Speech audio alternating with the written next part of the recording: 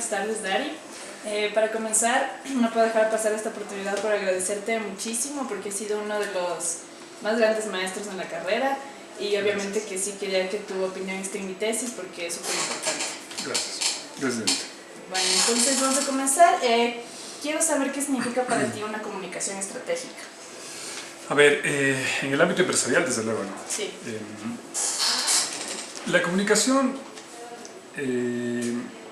como lo dicen grandes críticos, grandes expertos, particularmente Joan Costa fue el que de alguna manera habló sobre que la comunicación es un eje transversal y que afecta a todas las actividades de una organización, ¿verdad? La comunicación estratégica es estratégica cuando se alinea a la estrategia empresarial de una organización. De lo contrario sería una comunicación instrumental, sería una comunicación aislada, ¿no es cierto?, de la estrategia empresarial. Por lo tanto, se convierte en estratégica en el momento mismo en el que yo diseño mi propuesta de comunicación pensando en ayudar a la empresa a conseguir sus logros y sus objetivos organizacionales. En algunas instituciones, por ejemplo, se ve mucho que a la comunicación no le consideran de esa manera, ¿no? Y le ven solamente su rol operativo instrumental, en donde parecería ser que el mejor comunicador es el que más comunicados de prensa redacta, o el que más ruedas de prensa organiza, ¿no es cierto?, pero de forma aislada, totalmente desarticulada de la estrategia empresarial. Todo es bienvenido, todo absolutamente, lanzamientos de productos, ruedas de prensa, eventos, todo es bienvenido, pero siempre y cuando eso vaya alineado a la estrategia empresarial. Ahí es cuando la comunicación se convierte en comunicación estratégica. Ya. Entonces, ¿por qué crees que comunicar es tan importante? Bueno, porque si no lo harían las empresas, para empezar, y si no lo harían de forma estratégica, entonces jamás verían los beneficios de la comunicación para afianzar, ¿no es cierto?, sus lazos con sus stakeholders, entre estos clientes, distribuidores, inversores, proveedores, accionistas, público interno, la familia del público interno. Es decir, es tan importante porque solo a través de la comunicación nosotros podemos saber cuáles son las aspiraciones, los deseos, los intereses de nuestros stakeholders y en función de eso diseñar nuestras propuestas de comunicación, ¿verdad? Porque fíjate lo que sería no tomar en cuenta esas expectativas.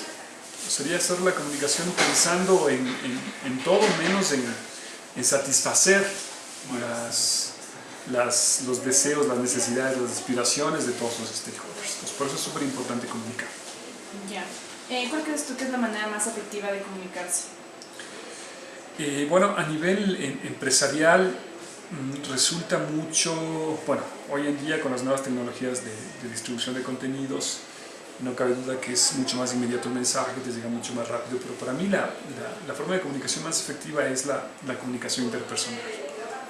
No con esto quiero decirte que todo el tiempo tengamos reuniones, pero sí es importante el fenómeno que te genera la comunicación interpersonal, ¿no? Esa realimentación inmediata que te genera. Porque si bien es cierto, los medios electrónicos sin duda han fortalecido la comunicación interpersonal, pero lejos, muy lejos está, ¿no es cierto?, de tener ese contacto multisensorial que solo tiene la comunicación interpersonal. Alguien dirá, bueno, pero si yo me conecto por Skype y ya me ves, ¿no? Pero no es lo mismo, porque a veces la comunicación no verbal también dice mucho, la comunicación de signos dice mucho también, entonces para mí esa es la forma más efectiva. Ya.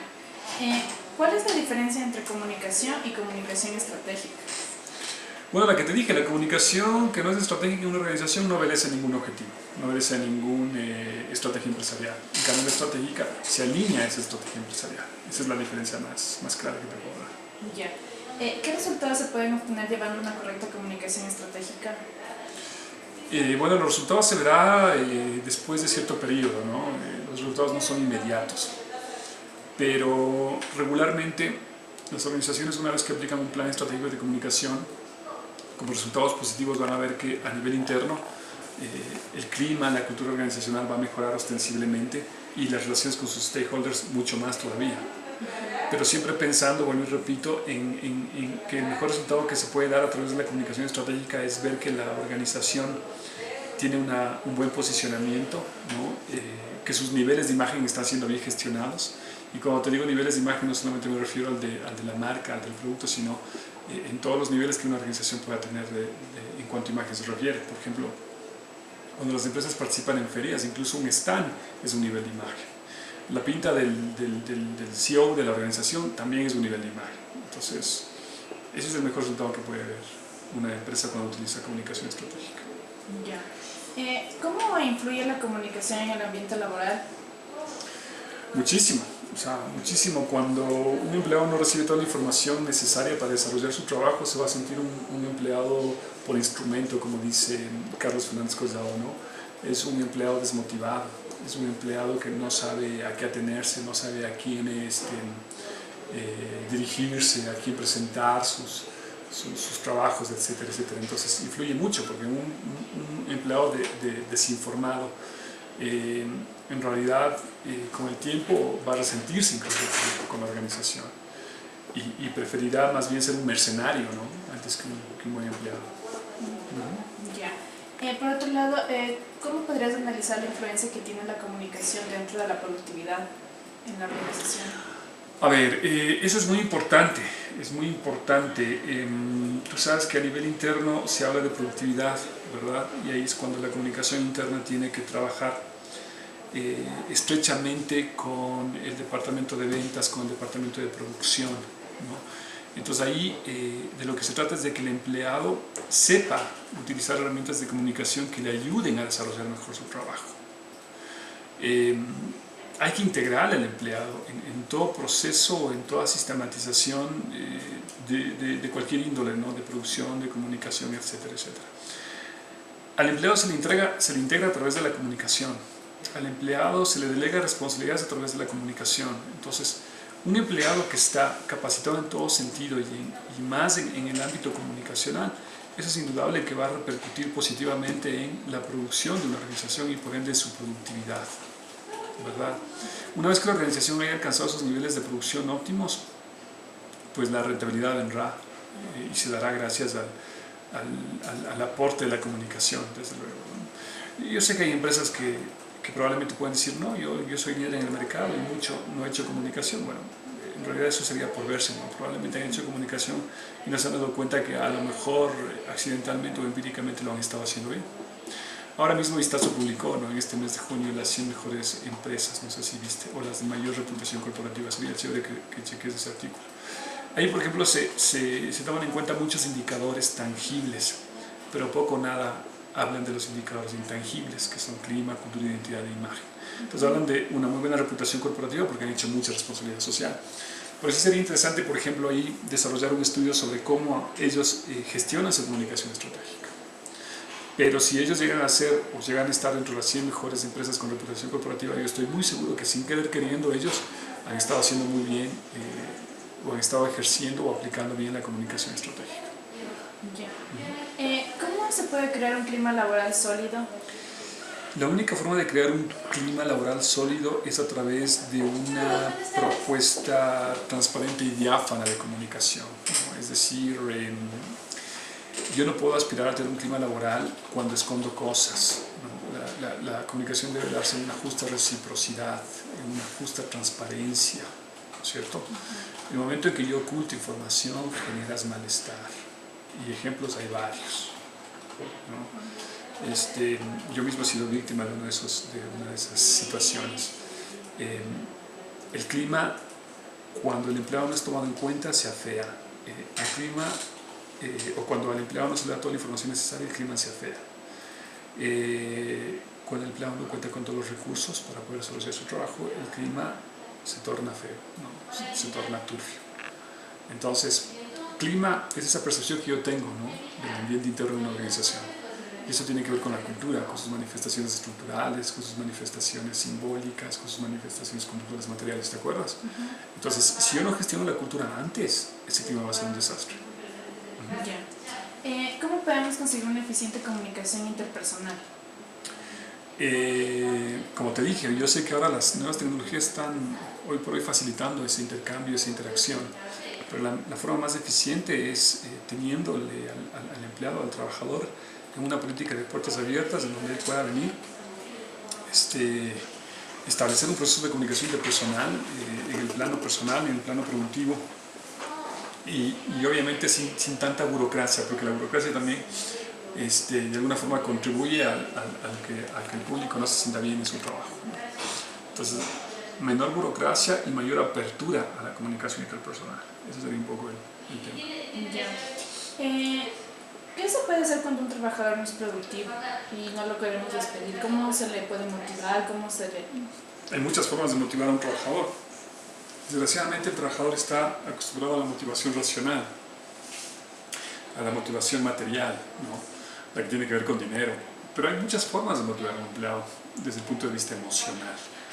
Entonces, es un poco cuestión de conocerle al empleado, de desarrollar con él procesos catárticos, ¿no? De ser empáticos con él, de establecer acuerdos y consensos con él, de modo que si no puedo subir el sueldo, al menos hacerle sentir importante, reconocer el trabajo que él hace, ¿no? Esta necesidad de dignidad es muy importante en un empleado, pero si al empleado le tratas así, a la patada, ten la seguridad de que por más sueldo que gane, va a estar desmotivado igual. No va a ser productivo. Y probablemente es productivo, pero porque tiene una obligación moral consigo mismo, ¿no? Y porque finalmente dirá, para eso me pagan y por eso estoy trabajando. Pero en lo emocional va a ser muy desmotivado. De eso hay muchos ejemplos, ¿no? Bueno, ¿cómo podrías tú definir a la productividad laboral? Bueno, es aquella que tiene que ver obviamente con la mano de obra, ¿no es cierto?, calificada, y que a la que se le ha implantado también muchas metas por cumplir, y que dentro de un plazo razonable, cumpliendo con esas metas, evidentemente esa productividad va a tener que mejorar, ¿no? La mejor productividad es aquella en donde se ha podido compaginar o se ha podido establecer un sistema de gestión en donde hombre y máquina trabajen mancomunadamente, ¿no? Pero siempre haciendo que la máquina se adapte al hombre y no al revés, no al contrario. Yeah. ¿Cuál tú crees que es el eje principal de una organización? Su cultura organizacional. Su cultura organizacional es el alma, ¿no? Es el core business de una organización. Una organización sin cultura es una organización que tarde o temprano va a ser como un barco a la deriva, ¿no? Es decir, no va a poder conseguir el equilibrio que necesita para, de alguna forma, alinearse con el entorno, ¿no? Con lo que se conoce con el nombre de homeostasis relacional. Y hoy más cuando el entorno es turbulento, ¿no? Cuando el entorno es tan cambiante por el aspecto tecnológico, por el aspecto económico, político, legal. Entonces es obvio que las organizaciones van a tener que buscar esa homeostasis relacional. Ya.